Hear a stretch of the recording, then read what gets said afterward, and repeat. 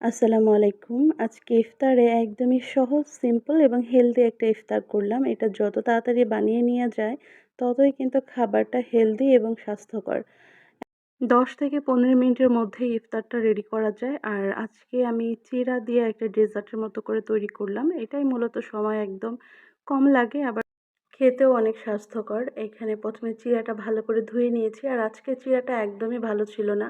Normally আমি চিড়া দিয়ে যেরকম যখন এই ডেজার্টটা তৈরি করি, সবসময় চিড়াটাই ভালো হয় মোটামুটি। কিন্তু আজকে চিড়াটা ধোয়ার সময় মনে হইতেছিল হাতের সাথে একদম ভর্তা, ভর্তা হয়ে যায়। নরমালি চিড়া তো ধোয়ার পরে ১০-১৫ মিনিট হচ্ছে হালকা অল্প পরিমাণে পানি দিয়ে রেখে দিয়ে একদম ভিজে ঝরঝরে হওয়ার জন্য। কিন্তু আজকে ধোয়ার সময় এটা একদম গইলে যাইতেছিল। তাই তাড়াতাড়ি করে ধুয়ে এর মধ্যে দুধ, খেজুর, কলা, কিছুটা নারকেল কুড়ানো এড করলাম। তো এটা এড করে জাস্ট হচ্ছে উপর নিচ করে মাখায় নিলেই হয়ে যাবে চিড়ার মজাদার একটা হেলদি ইফতার। এটা খাইতেও যেমন মজা, আবার পেটও ঠান্ডা করবে। আমার সব দিক থেকে একদম পারফেক্ট একটা খাবার।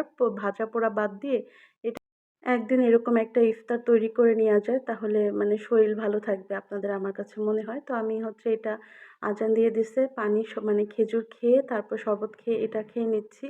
তারপরে হচ্ছে রাতের জন্য রান্না করেছিলাম মুরগির মাংস। আজকে মুরগির মাংসটাকে রান্না করব।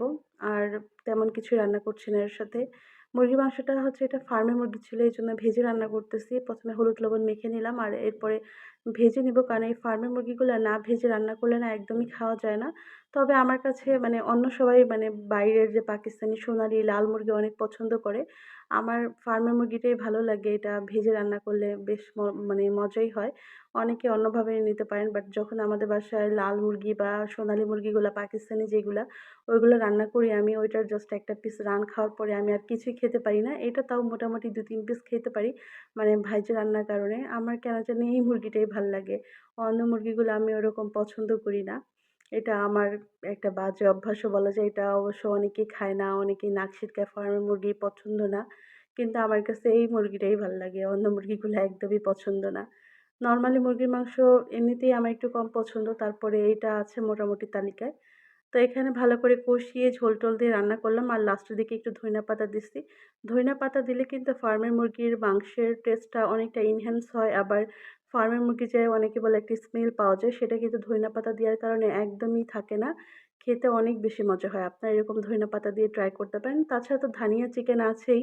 যারা ওইভাবে রান্না করেন, যারা ধানিয়া চিকেন পছন্দ করেন না, তারা অল্প পরিমাণে একটু ধইনা পাতা উপর দিয়ে ছিটায় দিলেই হয়। তো সব খাবার-দাবার রেডি। সেহরিতে আসলে শুধু মুরগি দিয়ে তো আর খাওয়া যাবে না। এর সাথে একটু ভর্তা বানাইলাম। এখানে অল্প একটু পরিমাণ ডাল সিদ্ধ করে নিলাম। তার মধ্যে ২-৩ কোয়া রসুনও দিয়েছিলাম। আবার একটা বেগুনও ভেজে নিলাম। বেগুনটা চাকচাক করে একটু তেল হলুদ মরিচ মেখে ভেজে নিয়েছিলাম। আর আজকের মতো ভিডিওটা এই পর্যন্ত রাখছি। সবাই ভালো থাকবেন, সুস্থ থাকবেন। আবার কথা হবে নেক্সট ভিডিওতে। আর যারা আজকে ১ম আমার ভিডিওটা ভিজিট করলেন বা আমার পেজে আসলেন, তারা অবশ্যই আমার পেজে একটা ফলো দিয়ে দিবেন। আর কমেন্ট করে জানাবেন আপনাদের আমার ভিডিওগুলা কেমন লাগে। আবার কথা হবে। আল্লাহ হাফেজ, টাটা, টেক কেয়ার।